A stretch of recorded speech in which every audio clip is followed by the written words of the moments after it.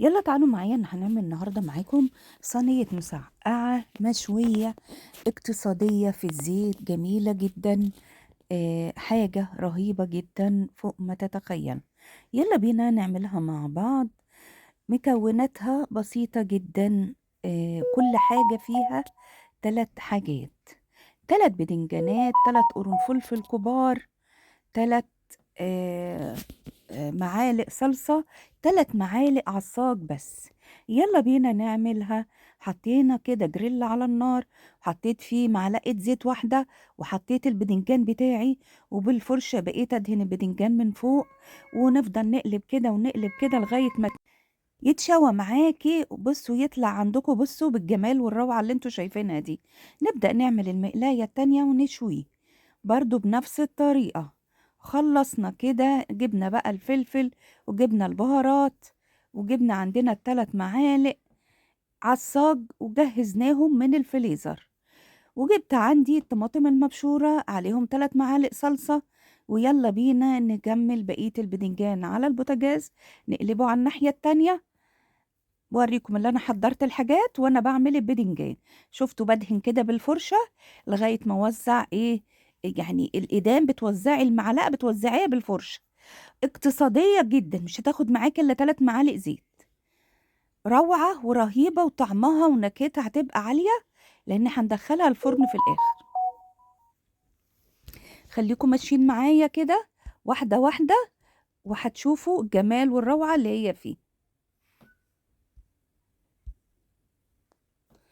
نفضل كده ماشيين واحدة واحدة، وتقلبي عليه وانتي قاعدة كده، تضغطي على البدنجانة تنزلي منها المية بالشوكة، برضو لو لقيتيها تخينة كده عشان يستوي معاكي بسرعة. بصوا ما شاء الله بيتشوى ازاي. جميل جدا، صحي مفيد موفر اقتصادي في كل شيء.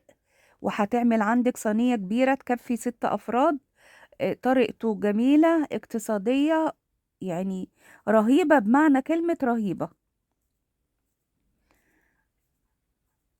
بضغط انا عليه كده، شوفوا فيه ميه ولا خلاص استوى.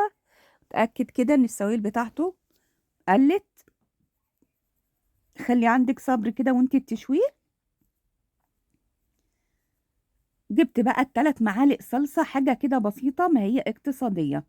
ال3 معالق قصدي عصاج، وابدا بقى انزل عليهم بعد ما اسخنهم الطماطم المبشوره، واحط عليهم ال3 معالق صلصه متلجين. خلاص كده انا حطيتهم اهم.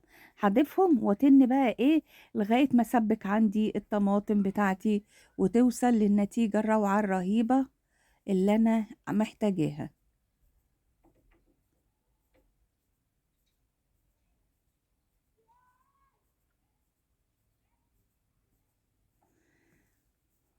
هاسيبهم بقى ياخدوا ويدوا مع بعض بشكل ودي لغاية الصلصة بتاعتي ما تسيح، ويكون عندي التسبيكة الروعة الرهيبة اللي هحطها فوق فوق البدنجان. افضل كده اقلب فيه عشان خاطر تسيح الصلصة ويفقد السوائل اللي فيه وتتسبك معايا، وتبقى التسبيكة بتاعتها روعة. خلاص بعد ما سبكتها بقى انزل عليها بكمية البهارات والملح، ومنها كمون وشطة وملح، واسيبها برضو تكمل معايا. وبعد كده هحط عليها امرقها. خلاص ما شاء الله اهي اتسبكت. حطي عليها بقى كوباية مية او مج مية، وقلبيها تقلبتين كويسين، سيبيها تغلي مع بعضها. جبت برضو مقلاية تانية، حطيت فيها معلقتين زيت، واحط فيها الفلفل يتشوح وتدهني كده عشان المعلقة بس شوية، وتبدأي بقى تحطي الفلفل بتاعك وتسيبيه ما شاء الله يتقالى. برضو هيبقى طريقته كده زي الشوي جميلة جدا.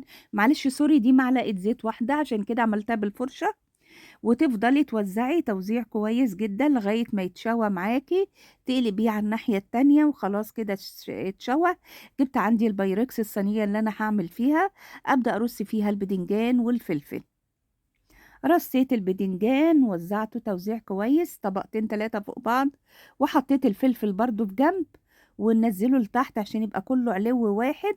وبعدين نبدأ نجيب الصلصة ونوزع الصلصة على الصينية بتاعتنا. ادي الصلصة اهي، اجيب الكبشة ويلا بينا نوزع مع بعض. طريقة توزيعه لازم تكون زي ما أنا كده هاوريكم، بكبشة كده وتحطي على كل حاجة عشان النكهة والطعم بتاعة الصلصة ينزل في كل المكونات اللي موجودة عندك، هتبقى جميلة جدًا، جدًا، جدًا، نكهتها رهيبة، موفّرة، اقتصادية، روعة، كمية اللحمة فيها العصاج بسيطة، بسيطة. يالّا بينا كده على الأكل الاقتصادي الجميل، آآ عشان خاطر يبقى أكلنا كله في حدود إمكانيات الجميع.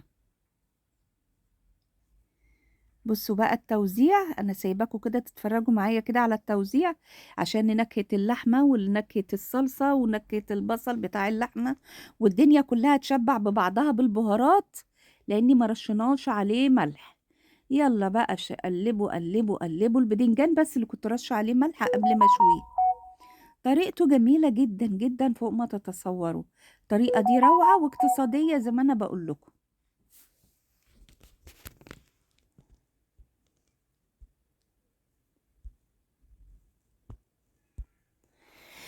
بُصّوا كده معايا بقى بسم الله ما شاء الله، حطيتها في الفرن قعدت عندي ساعة وطلعت بالشكل الجميل الروعة الرهيب اللي أنتم شايفينه ده، روعة، روعة، روعة وريحتها وجميلة.